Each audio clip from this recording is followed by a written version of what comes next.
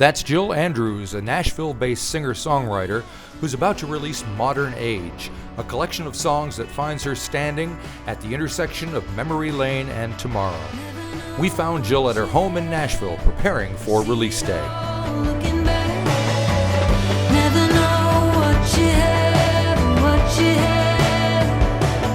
It's been a whirlwind, but I feel really good. You know, it's just like, it's such a busy time.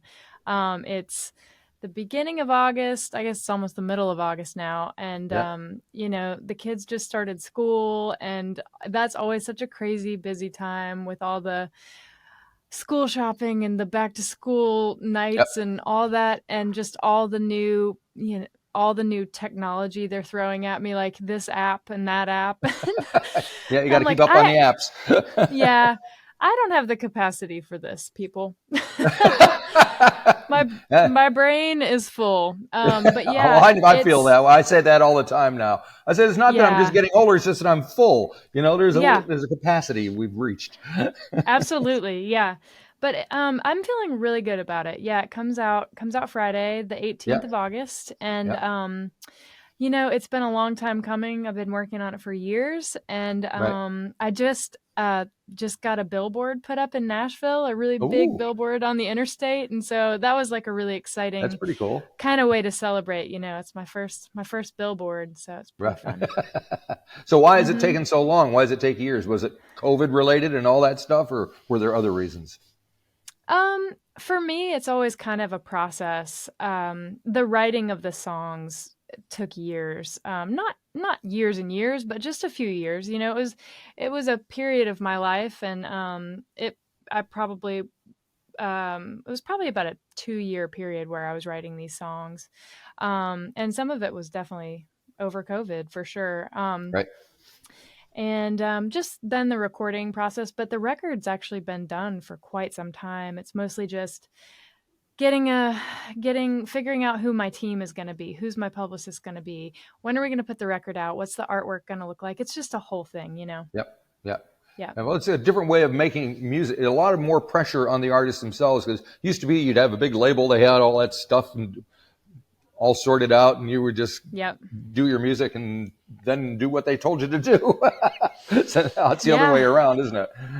Yeah, I mean, there's definitely still some of that for some people, but for an independent artist, it's not like that at all. Yes. So, and you work with a guy named Lucas Morton, who is your producer, right? Yes, I did. So tell me how he and you work together. Yeah, so Lucas and I started playing together probably about 10 years ago. He's a youngster. He's one of the like amazingly talented multi-instrumentalists that live here. And as soon as I met him, I was like, this guy's awesome. He's so good. And he was so young and so determined and all that. So he'd produced a few kind of singles for me. And then I decided to work with him on my last full-length record, which was called 30s. And so he produced that, and I just loved it. And so I decided, you know, why change?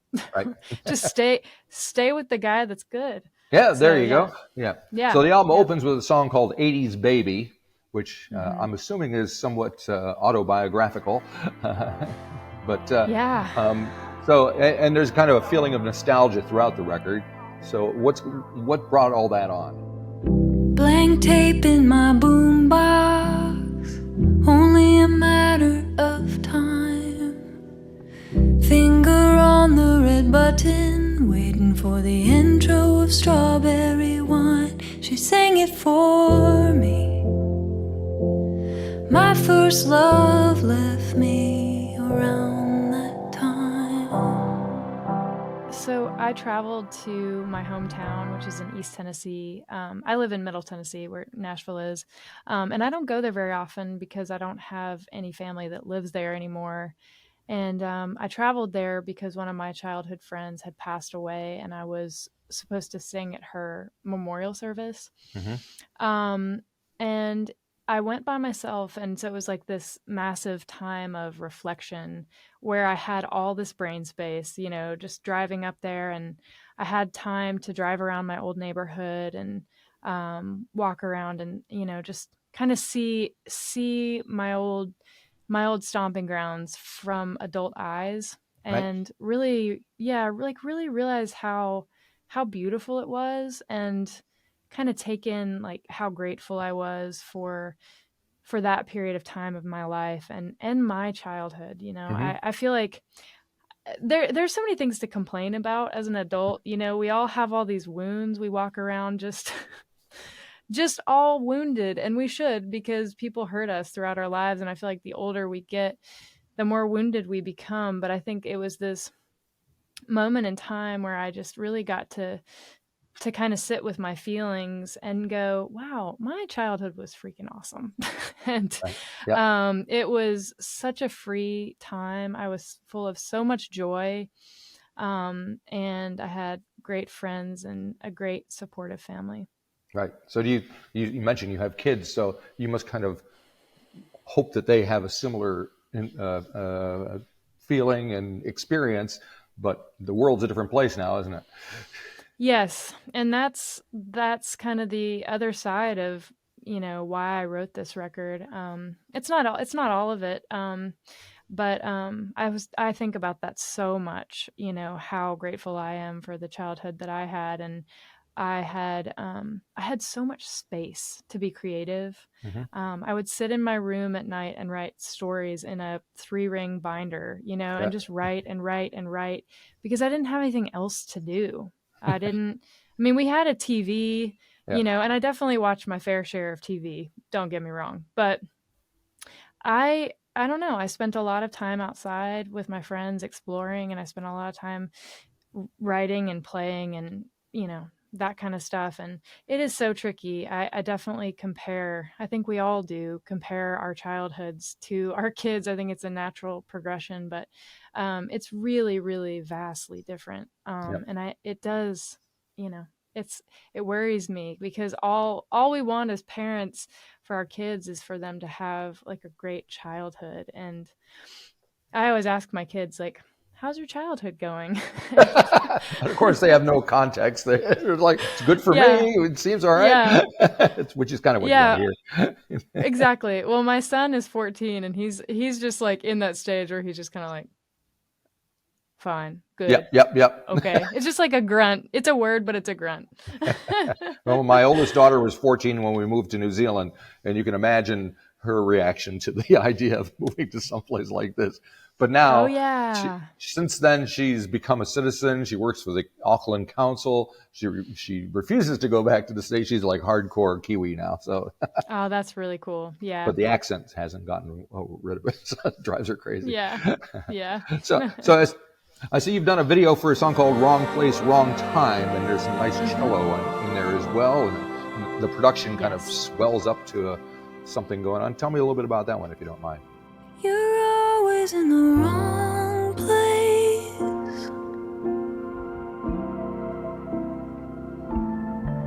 at the wrong time.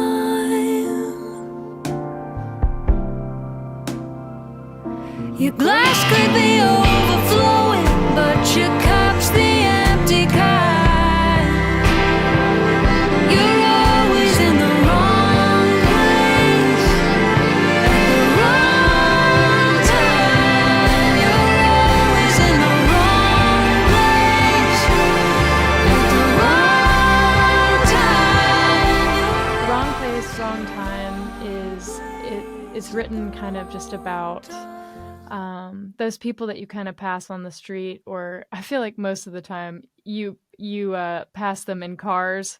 In fact, it happened to me just the other day. I was driving down kind of the main drag of Nashville, and I was going the speed limit, maybe a little slower, because I was just feeling like really contemplative. I think in the moment I had just dropped my son off from school, and I was I don't know, I was just really like in the moment, in the present, and this guy was really mad that I wasn't driving faster. Right. And he sped up ahead of me and just like stuck his whole arm out the window to flip me off. And thank you. And at that moment, it was just, I don't know, it just it made me so sad. And I know that moments like that shouldn't affect me, like they should make me mad, but I just was already feeling kind of emotional, and I was just like, man, that guy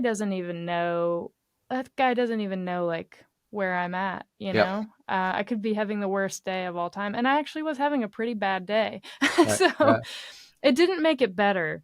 But Yeah. anyways, that song is just, it's just kind of a reflection about the state of mind that we all have at times, that is just kind of a state of mind of ungratefulness. When, you know, we could look around and we could see all the beauty that we have, and all the things that we have that are so wonderful, you know, just like the people that we love surrounding us, and food on the table, and all that, you know. And it's just kind of a reflection on that, of gratefulness and and the ungrateful. Yeah. So that's, I mean, it's kind of sad. We have the same thing here. Something happens to people when they get in their cars by themselves. They become a different person, and I don't know what goes on, but yeah, it's universal. So don't take it personally. Yeah. I wish I could not take it personally. I take everything personally, and I just that's something I really need to work on, Marty. Well, okay. So I see you're working on. You got a show coming up on in Atlanta. Are you playing in Atlanta on the day of the release? Yeah. Yes, I am. So Atlanta, what's that going to be Georgia. like? What do you got planned? Is it a full band thing? You do a solo thing? What do you do? Yeah, I'm taking a full band out for this tour, and it's going to be really awesome. I'm very, very excited. These songs are they're kind of more full than my last record. So there's a lot of elements. So I really wanted to have a keys player and a bass player and a guitar player and a drummer and just all of it. And I'm going to be playing, you know, acoustic guitar like I always do, and singing, but I'm also adding the electric guitar in too, to my own personal repertoire, and I'm really excited about that. Right. Yep. And I also, something else that I'm going to add too is, I don't know if you can see behind me, but I have a projector screen back there. Oh yeah. Is that what that is? Okay. Yeah, that's what that is. And I am adding a visual element to my show as well. So cool. I've been like practicing putting this projector screen up and down, and because I'm going to have to travel with it, so I have to make sure that it's very mobile. Great. But yeah, I'm going to have some visuals, some really beautiful visuals to go along with the music and the vibe of the songs. And are you creating the visuals yourself, or do you have somebody helping you, or? I kind of just scoured the internet for them, and I create. Right. I mean, I found them myself, but right. I did not create them. Yeah. Okay. Yeah. You curated. I don't have that much time. Yeah. Yeah. That's a good word for it. Very good. I see you have. There's a song called "Patience" on there with Anthony DaCosta helping you out. Tell us a little bit about him and what he's done. He does a few things through the record, and I think he plays or he sings background vocals on that and plays guitar. Is that right? That's right. Anthony is he's an amazing songwriter. He's like one of my favorite musicians in town. He's a singer-songwriter, and he writes amazing music. He's also just a badass guitar player. I mean, he's so good. And so I just asked him to write with me, and we wrote this song "Patience," and I love it so much. And then I asked him to sing on it and play, and he played all over my record. He sang all over it too. I just love his voice. So yeah, you should definitely check out his music. It's really, really good. Yep. Yep. Will do. So are you thinking about what you're going to do next, since it took so long to get this thing and it's been sitting in the can for a while? So are you itching to make new music? Yeah, you know, I think I'm definitely itching to make new music, but I think I've been so hyper focused on just getting this out, and the tour mindset is a very different mindset than the creative mindset for me, at least. Yep. And I'm doing a US tour, and then I'm going to the UK. So I'm really juggling a lot right now. I have 2 different bands. I have a US band and I have a UK band. So I'm just like in constant communication with all of them. And so I think I'm excited to get on the road and just start the process, because all of the arranging of it all is so stressful. But as far as what I want to do afterwards, I think I'll probably know once I'm on the road, because when I get on the road, my brain just catches on fire. So it's, yeah, I don't know. And that doesn't mean I'm going to write songs on the road, but I'll probably have a lot of ideas Things that are I'll happening. I'll put them in my phone and I'll save them for another day. Yeah. Good. Well, hopefully you'll find your way down to this part of the world sometime, and we'd love to catch you when that happens. So, yeah. I would love that so much. Yeah. All righty. Well, thank you for spending some time with me before the record. Good luck on Friday with everything, and good luck with the tour. Thank you so much, Marty. Thank Take care. We'll see you. All right. Bye-bye. Bye.